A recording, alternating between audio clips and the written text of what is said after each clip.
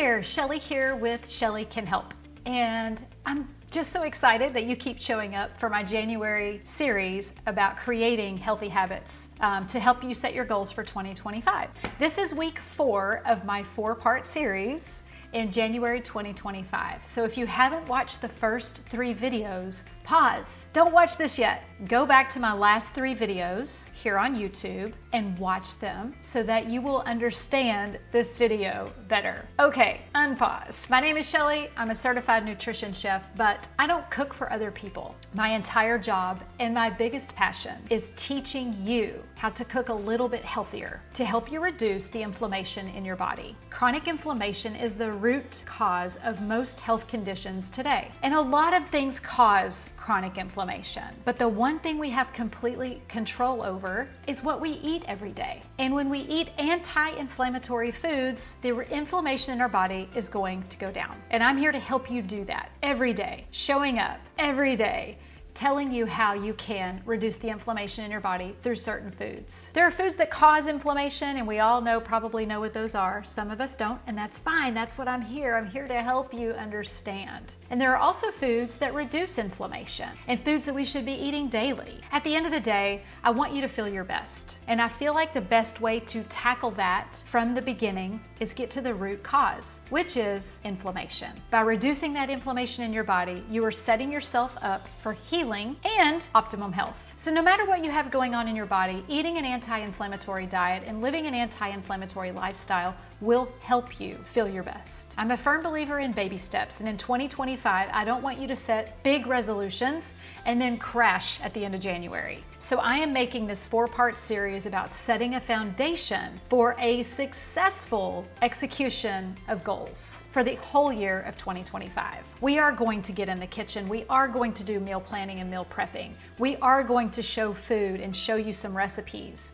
But I also want to help you understand that this also takes practice, repetition, scheduling, planning, and consistency. Speaking of consistency, that's what we're going to talk about today. Turning healthy habits into a routine. I want it to be rinse and repeat. When you have consistency with small goals, those small goals, they make a big difference over time. I've been going at this anti-inflammatory lifestyle for over 10 years, and I am here to tell you, I have done it one small step at a time. Let's make your habits stick this year. When I was going through nutrition school, I have to tell you, at the very beginning, every time I learned something, I just wanted to implement it. And I got a little overwhelmed because I was getting so much information in the first year of school that every time I would learn something, I would try to implement it in our life. And I tell you what, I did fail a lot because it was just too much to try to do so quickly. So through those mistakes, I have learned now that success is in the small habits. Once you create these small habits, it becomes a well-oiled machine, and all of these small habits just stack on top of each other. And you end up living a healthy lifestyle,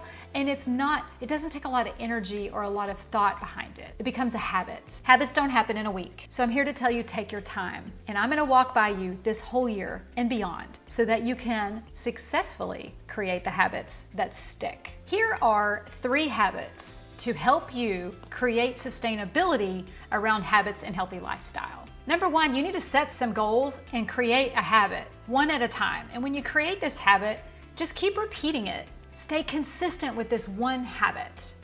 Let me give an example. I made it a point last year that every time I made a meal, I made sure that there was fat, protein, and fiber on my plate. Can I get this every time I eat out? Not necessarily, but when I am at home and I'm making a meal, I have that control. So every time I made a meal in 2024, I made sure that it had fat, protein, and fiber. That was my goal. I'm not saying that needs to be your goal, but I did it consistently. And so when I looked at my plate or I was making my menu for the week, I would see a recipe and I'm like, well, what's the fat source? What's the fiber source? And what's the protein source? And I had to make sure it checked all the boxes or I wasn't making that meal. That was just one goal that I made. Well, I did it for such a long time that it is now second nature to me. When I make a meal, I don't have to think about it. I know exactly what that meal is containing because of the repetition that I did. So start one habit and be consistent with it so it becomes second nature. I call it rinsing and repeating. Step 2 would be create the environment that supports this goal and habit. it. Maybe that's meal planning and prepping every week. Maybe that's setting a reminder in your phone. If it's just a quick actionable step like drinking water, maybe it's setting a reminder in your phone to actually drink the water or get those steps in or eat that protein at lunch. Whatever it is, maybe it's whatever you knew, set your environment up. You know, a couple of weeks ago we talked about assessing our kitchen and our pantry. Maybe that's what it is. Maybe you're setting your kitchen up so that it supports this habit that you want to create. Here's another example. Maybe your habit is to drink more water. We talk about that a lot. People talk about it all the time, but we always fail to drink enough water on a consistent basis. Maybe your environment for drinking more water is getting a cup you love. Maybe that's what it is. I use this cup because I like a handle, it's easy to hold. I like a straw, I'll drink more water, and it keeps it cold. It's stainless steel. That is an environment for me that helps me stay on track with drinking water. So number 1, track your progress when you create the habit. Number 2, set your environment for that habit. Number 3, celebrate your wins. You've got to give yourself a pat on the back. Maybe it's a weekly thing. Maybe every Friday you do a happy dance in your kitchen because you did something to support that habit. Maybe you text your best friend and say, "I did it, girl." Whatever it is, celebrate the wins. Go have lunch with your girlfriends. Take your grandson to see that Disney movie. Reward yourself because you deserve it. You know, in the first few years of my business, actually, I'm still guilty of this. Whenever I have a goal and I reach it, I don't celebrate that enough. I'm on to the next one. I'm on to the next one. And I want to embellish and embrace the pause. When you have a goal that you've reached, or if you're being consistent with something, celebrate it. Pause and give yourself a high five. When you build one habit at a time, it becomes this snowball effect. But I also want you to show yourself patience and grace. There's gonna be moments when you don't eat healthy. There's gonna be moments when you are eating out. That's fine. But when you are accomplishing these healthy habits and you've got this well-oiled machine, it starts to just build on each other. Once you get this habit down, then it's time to set a new habit.